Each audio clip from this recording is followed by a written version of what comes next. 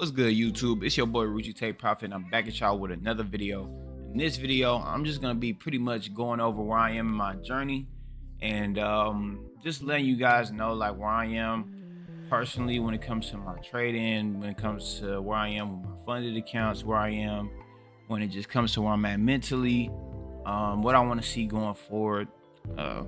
We 1 month into the month and halfway through the second month of the year, and it's just, I think I just want to put more of my journey on my YouTube, because I kind of started my channel by speaking about my journey, but I haven't really just kind of been as open as I could be with it, to at least just let people know that, you know, I'm still on my journey to becoming a profitable trader, because that's how I started.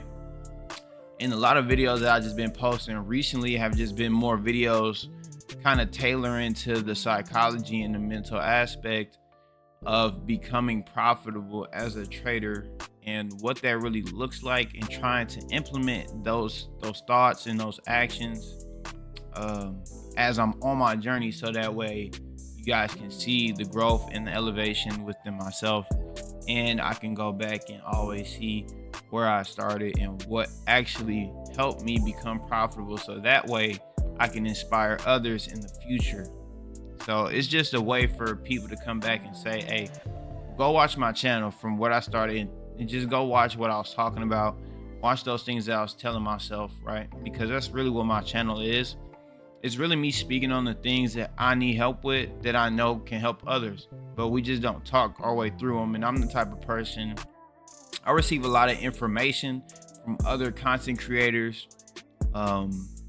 So I'm inspired by a lot of people, and I use that information, and me speaking through this microphone, me making content, making videos to help others, is something, that's how I retain my information. It's one thing to hear it, but if I can retain it enough to where I can concise it in my brain to explain it to other people, then it helps me. I'm growing, and I'm providing a service to people just in a different way. It's pretty much just laying down the foundation of who I was before I became profitable, and what it truly can do for you in your life, no matter where you come from. Because there's way more that I can reveal when I'm actually in a position where I'm open to speak on certain things, but you can't speak on everything while you're going through. You know what I mean?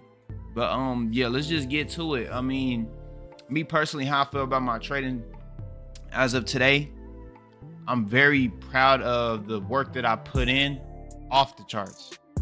When it comes to being consistent off the charts, what am I doing? That has been way better. I mean, from being consistent going to the gym, me being consistent eating the right foods, me being consistent on doing the things that I say I'm gonna do, doing the things I say I'm going to do when I say I'm going to do them, has been like the priority. Me listening to myself, me being able to trust myself, my thoughts, my analysis, all of that outside of trading, to where when I get back to trading, it's a full flowing motion. Okay, so me personally, my trading has gotten better because I've gotten better as a person outside of trading, outside of the charts. Okay, so that's one thing.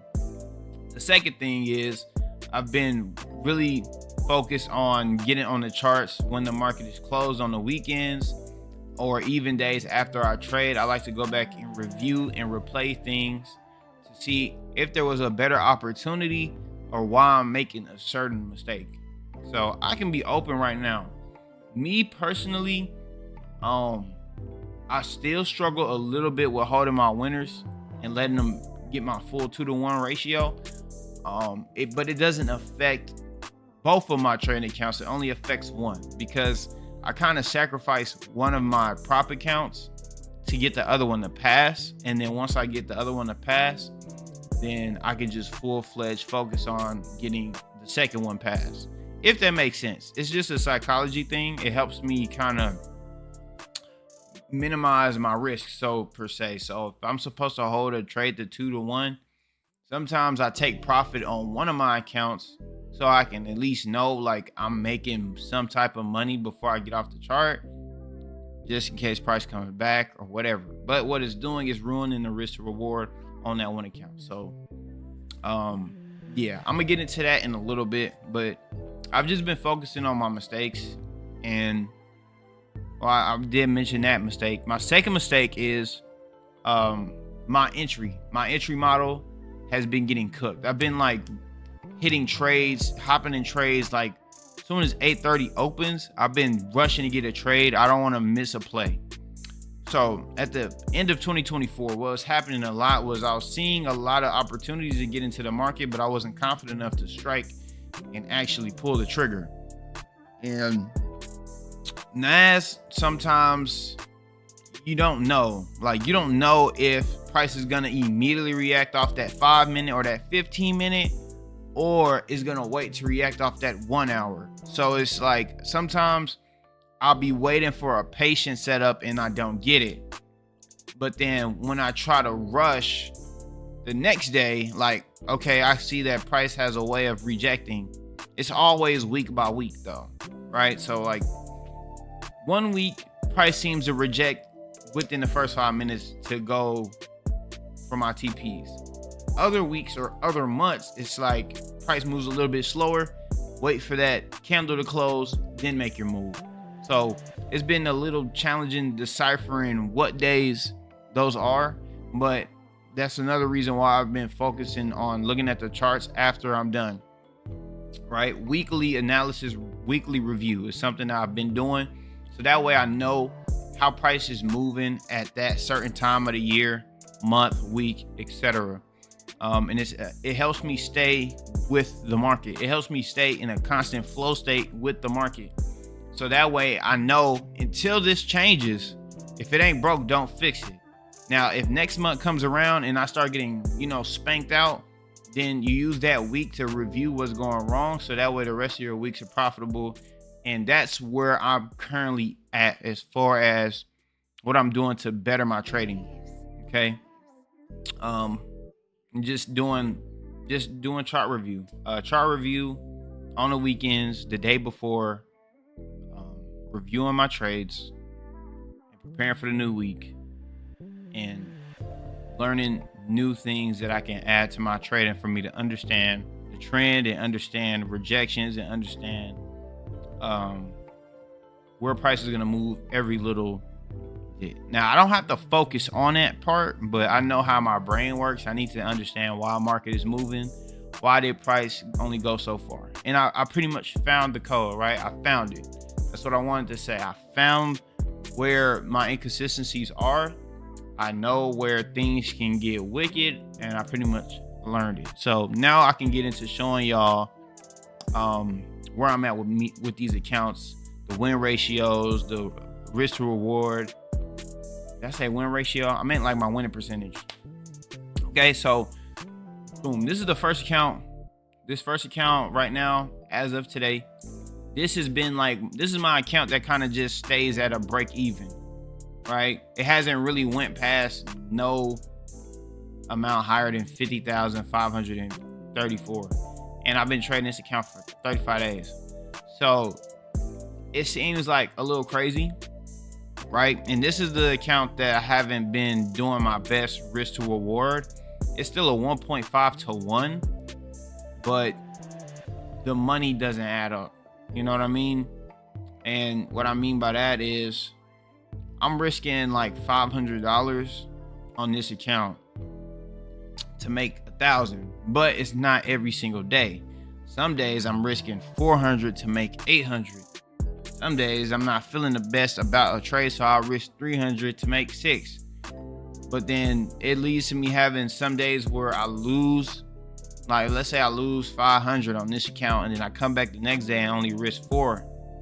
So that win that I make with the 4 is 800, but it's not a 2 to 1 with the 500 that I lost yesterday. You understand? So I'm thinking in the future that I'm either going to lock this account to risk only 400 a day to make 800, or just simply do 500 for 1,000. But since I want this to be my more safe account, I think in the future, I'm just going to let this account be the slower one, risking 400 to make 800, while my other account is the fast one, risking 500 to make 1,000. Now, the reason why I risk 500 to make 1,000 on the other one, I'm about to show y'all in a second. But I mean, really, I try to get big wins. My best day was 1,000, 1,100. Y'all remember that video? My worst day was 694. Okay, so I've been in a good standing with the account. It's just moving slow. Like, I have some good streaks and then some losing streaks or some break even days, and then, you know, it's been really break even. You can just kind of see, like, my account really, when it started, it was in December, right? And I think at the end of December or the beginning of January was where stuff was crazy. But then you see how it dips down, and then I have 2 crazy days that spark me all the way back up, and then a little bit of go down, and then a spark up, and a little bit of down. So I'm trying to really get where, and that's another thing too, my win streaks. I can't stay on winning streaks. It's like I lose, I feel a little crazy, and then I lock back in, and I get 2 good crazy wins, and then it's just kind of wavy like that. I'm not understanding why, but that's why I just try to stay very, like, focused. I don't get happy about my wins anymore. I don't get angry about my losses anymore. I just kind of go with the flow.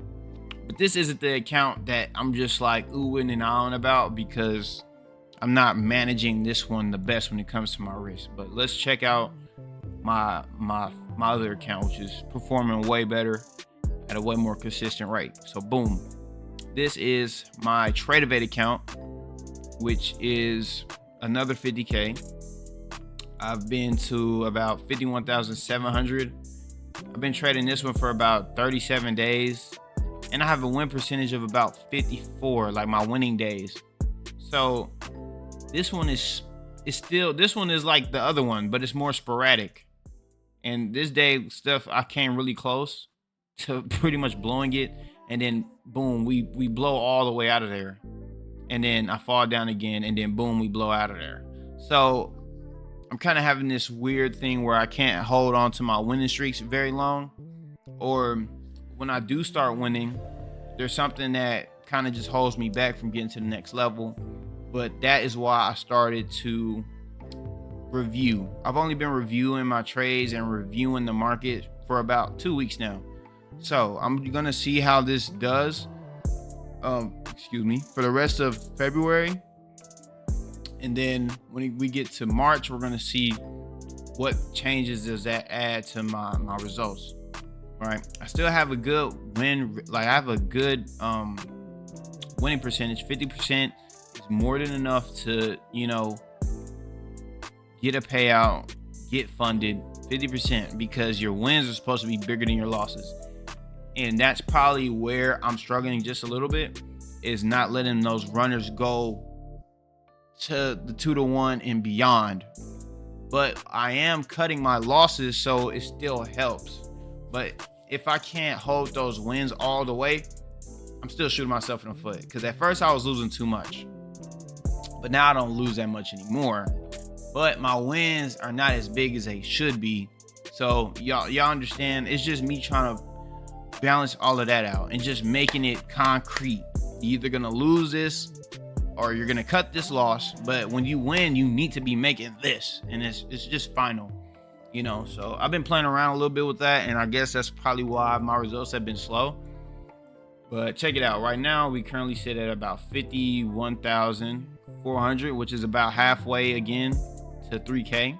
And I always end up at this number, like me being at 50% done with the target is like, it happens a lot.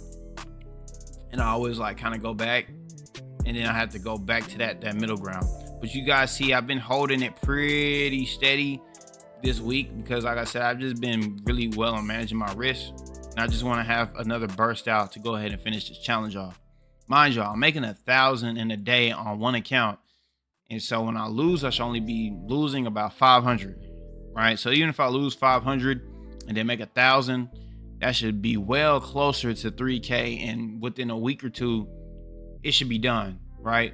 Assuming that I do everything and follow my rules to the T without cutting my wins or losing too much, okay? So I'm just mastering one thing at a time. Master cutting my losses, having smaller losses, And if I lose a position and I cut my loss and I want to re-enter, I don't re-enter with the same amount.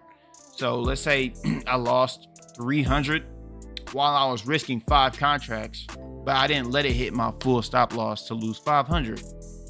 Only lost 300. But since I can't lose more than 500, I only have $200 left to spare. So we can get one more trade in, but we can only risk 2 contracts, not 5.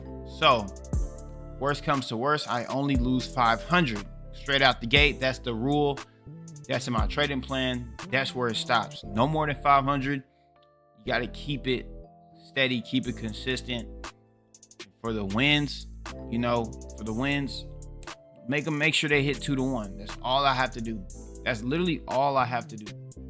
So if anything, the worst that could happen, as I was saying, either I lose $500 on that account or I win that second trade, but I'm only going to make 400 and I was down 300. So I make $100 for that account. It's break even. We move on to the next. So with that being said, it could mess up my risk to reward ratio as far as like your wins versus your losses. But I'm not really concerned about that, as I'm just trying to do that to make sure I never lose more than 500 in a day. So this account is the reward to risk ratio is a 2.14 to 1, which is great.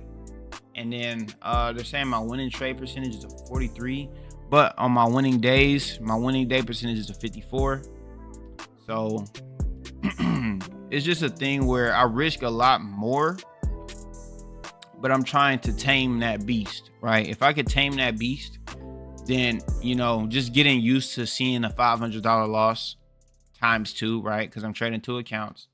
You risk 1,000 to make 2,000. I've pretty much just been training my brain to accept those numbers and reach them, but they're just bigger than, there's just another level. So it's kind of been easier to take profits early because I can see I'm up 800 on this account. I'm up 900 on this account. That's $1,700. Take it.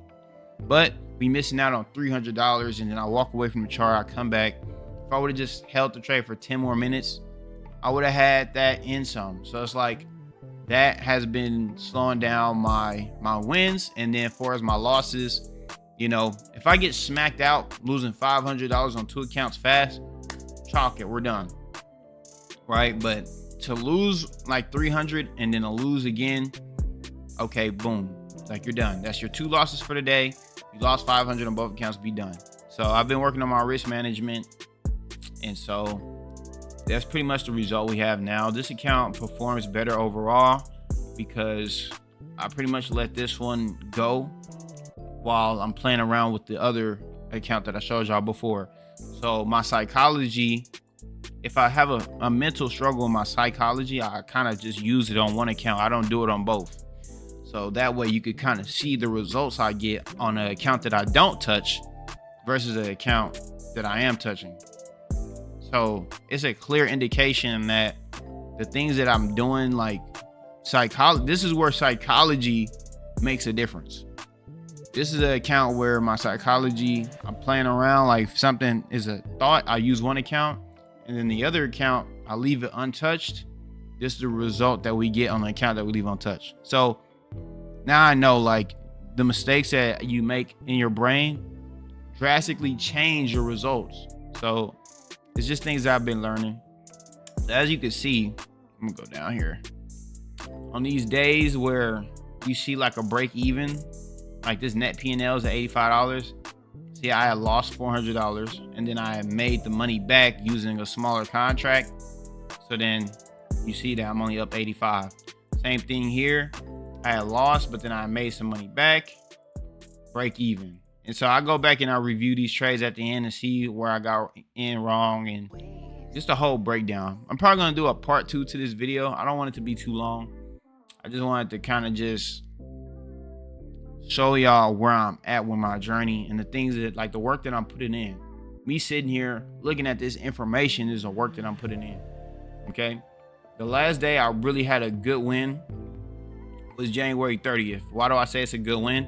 Because I'm risking 500 to make 1,000. You see that I'm pretty much made 1,000, and I made it within that one trade. I didn't take multiple trades, so boom. Now you see this 788. I'm trying to see 788. That trade right there,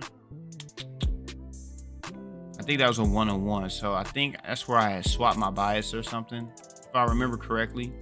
But see, I need $1,000 wins, right? But these wins are still way bigger than my losses, so it's okay, but it could be better. And then here, I haven't lost a trade bigger than 500 since January 29th. And then the day after, I actually held that trade. But since then, I've just been making sure I don't lose no more than 500. All we have to do is work on getting these wins to 1,000. Okay. So it's just simple stuff like that. Simple stuff like that that I have to work on. You know, maybe I have to walk away from the charts a little bit. I'm just working on that part. You know, staying in the trade long enough to see it hit my TP1, break even, walk away, come back. You either break even or you make 1,000. That's it. That's final. So once I get that down, I think we will see a big difference. So it's really just locking in and staying strong to what I'm supposed to do. Okay.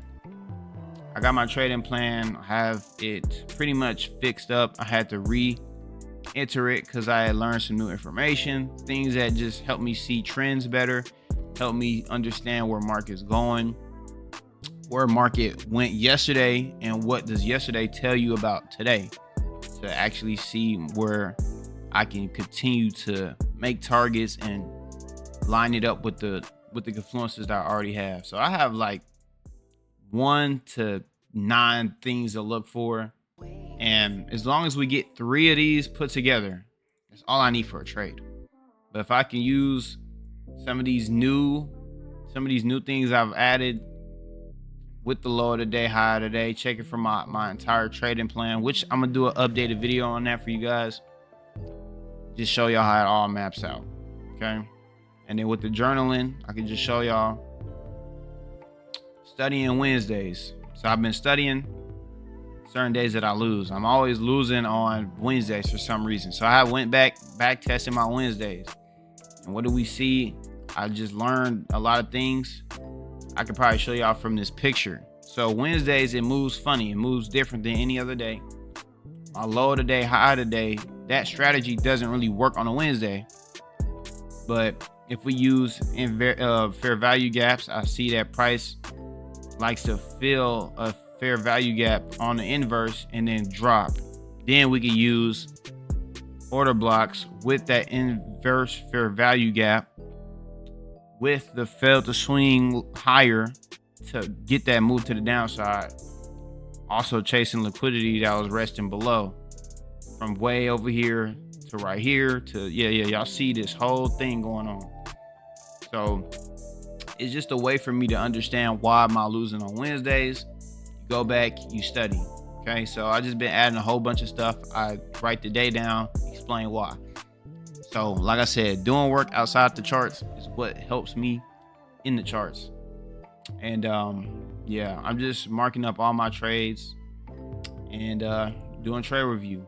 Days that I messed up on, just seeing how simple it is, but how complicated things were. So I mean, right now that's pretty much where I'm at. It's just a cool little update on my trading journey. I know it was a lot. It was pretty filled up, but you know, this is the stuff that we don't show people when we're going through it, when we're going through the motions. Like, I could do this in a vlog style form, but you just gonna see the entertainment.